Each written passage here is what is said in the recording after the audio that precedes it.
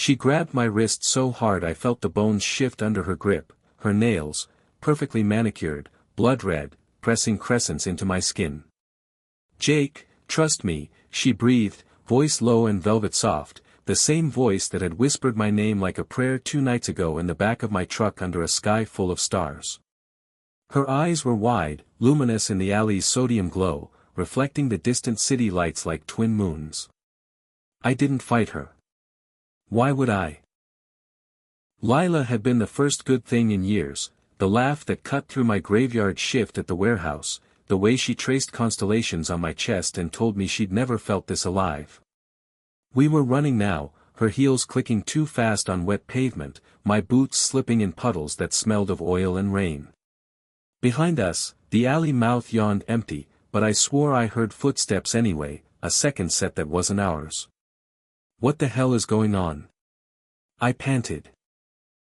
My heart hammered like it knew something my brain refused to accept.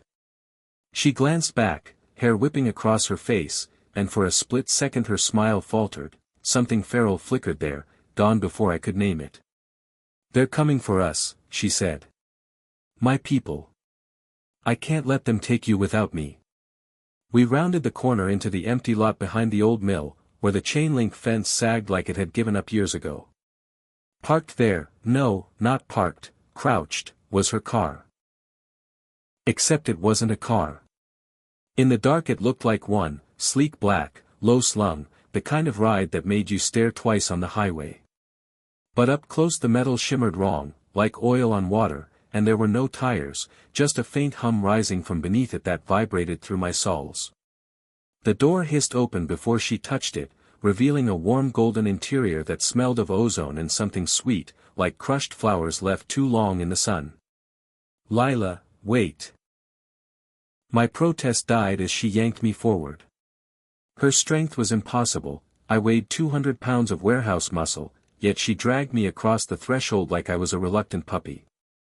The door sealed behind us with a soft, final click that sounded like a jaw snapping shut. Inside, the space stretched farther than physics allowed. Curved walls pulsing with faint blue veins of light, seats that molded to my body the second I fell into one, straps sliding out of nowhere to cradle my chest and thighs. Panic spiked, hot and metallic in my throat. This isn't a car. She slid into the seat beside me, knees brushing mine, and for a heartbeat she was still my Lila, cheeks flushed, lips parted, eyes soft with something that looked like love. "It's my ship, Jake. I've been trying to tell you. Every night I almost did." Her fingers found my face, tracing my jaw the way she had when we first kissed, slow and reverent. The touch sent the same shiver down my spine, but now it felt like a brand. I was sent here to observe. Humans. You. But then, you happened. The ship lifted. No roar of engines, just a stomach-dropping glide upward, the mill's roof sliding past the transparent dome above us like it was sinking into the earth. City lights wheeled below, shrinking into a glittering carpet. My stomach lurched. I clawed at the straps, but they only tightened, gentle as a lover's embrace. "Let me out." "Lila, Jesus, what are you?" She leaned closer, breath warm against my neck, and I hated how my body still responded, traitor heart skipping at her nearness. "I'm Vera. From the fleet above your moon. We've watched your wars, your love songs, the way you break each other open and call it beautiful. I was supposed to collect data. One specimen. But I couldn't pick just any. I picked the one who made me feel this." Her hand pressed over my chest, right where my pulse thundered. "They gave me 48 hours to bring you aboard before the extraction beam activates. I waited until the last possible second because I wanted one more night where you looked at me like I was human." The dome showed stars now, hard and bright, no longer twinkling through atmosphere. The city was a faint smudge behind us. I could still see the faint glow of the warehouse district where I'd clocked out only an hour ago, thinking I was going home to her. My apartment key was still in my pocket, warm from my body heat. "This is kidnapping," I whispered, voice cracking. You can't just. I know. Her eyes filled, actual tears, glistening like liquid mercury. I told them I needed more time. I lied. I said you were resistant, that I had to earn your trust. Every coffee we drank, every stupid joke you told about your boss, every time you fell asleep with your head in my lap, I recorded it all. For them. But I kept the parts that were only ours. The way you said my name when you thought I was sleeping. The scar on your knee from when you were 10 and tried to jump your bike over the creek. I memorized you, Jake. Because the truth is, I was never supposed to fall in love with the specimen. The ship accelerated. A low thrum filled the cabin, vibrating in my teeth. Through the dome, Earth curved away, blue and impossibly fragile, clouds swirling like spilled milk. My eyes burned. I'd never seen it from space. No one I knew ever had. Turn around, I begged. Please. My mom's birthday is next week. She's been sick. I promised I'd bring her those stupid yellow roses she likes. Lila, Vera, whatever you are, I love you. I do. Just take me home.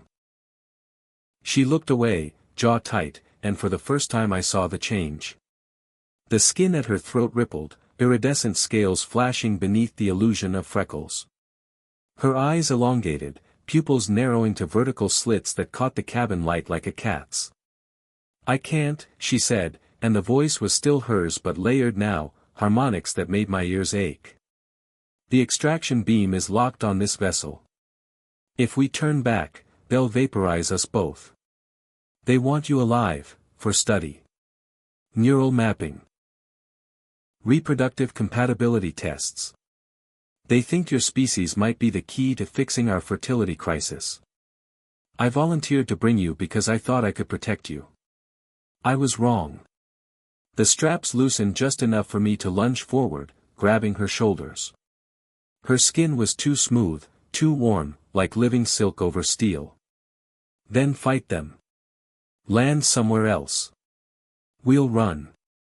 I don't care what you look like, I'll learn.